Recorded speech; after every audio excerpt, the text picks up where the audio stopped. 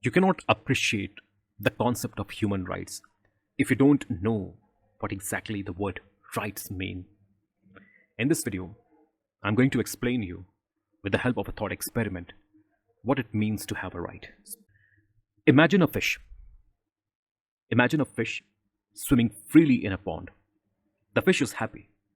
The fish is happy because it has what it needs to live a life of a fish.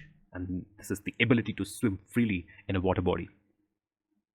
Swimming, for a fish, swimming is the basic interest. It is the basic interest of the fish, and inside a water body, this interest is being fulfilled. So the fish does not need to make any demand for the fulfillment of its basic interest. The interest is already being fulfilled inside the pond, inside the water body. Now imagine that someone catches this fish and puts it in a small bucket. So now, what is that which the fish has been deprived of? The fish was caught by someone, taken out from the pond and put in a small bucket, very small bucket. The question is, what is that which the fish now has been deprived of? The fish, we can say, the fish now has been deprived of its liberty to swim freely. So without this liberty, without this freedom, without this liberty to swim freely, will the fish be happy? No, the fish will not be happy. Can you call the fish a fish when the fish is inside a bucket?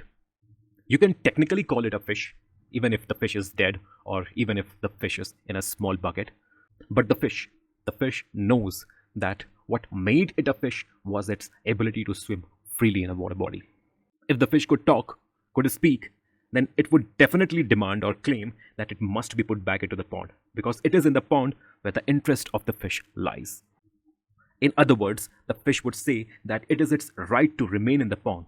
Its basic, quote-unquote, fish rights to swim freely in a pond. The fish would say this if it could speak human language. Now, this was just an example, okay? This was just an example, a thought experiment. I would like you to put yourself or any human being in the place of the fish, which we just discussed in this thought experiment. Human beings also have some basic fundamental interest, like liberty, freedom, happiness, equality, dignity. If these interests are not fulfilled or are denied to any person, then the person cannot live a dignified human life.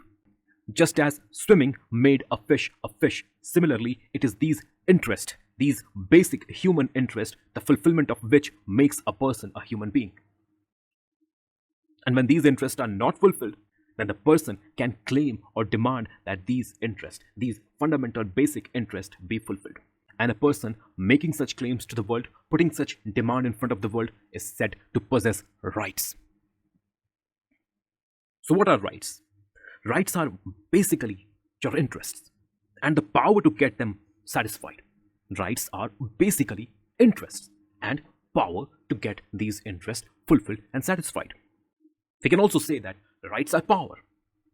Okay, rights can be regarded as power. We can say that rights are power. Rights are power which gives an individual the capability, the ability to assert his or her interest as claims and demand that these interests, these claims be fulfilled, be satisfied. So next time, whenever you speak of rights, whenever you talk about rights, think of it in terms of your interest. Think of it in terms of power to get these interests satisfied and fulfilled. We can also say that whenever you are talking about rights, you are actually exercising your power. You are exercising your power by claiming that something which is in your interest must be done.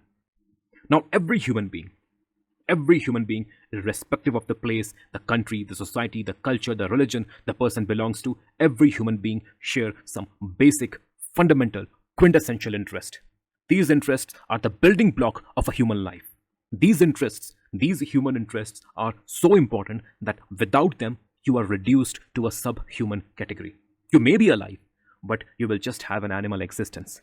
You can't identify yourself as a human being without these interests. Just as the fish in our previous example can't identify itself as a fish without its ability to swim freely inside that small bucket, similarly, if these interests, if these basic human interests are snatched from you, taken away from you, are not satisfied for you, then you cannot identify yourself as a human being.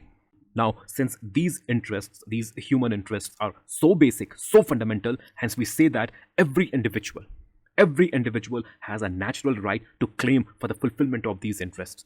And it is these natural rights which every individual possesses simply by virtue of being a human being. These natural rights are referred to as human rights. Human rights are natural rights which every individual possesses simply by virtue of being a human being.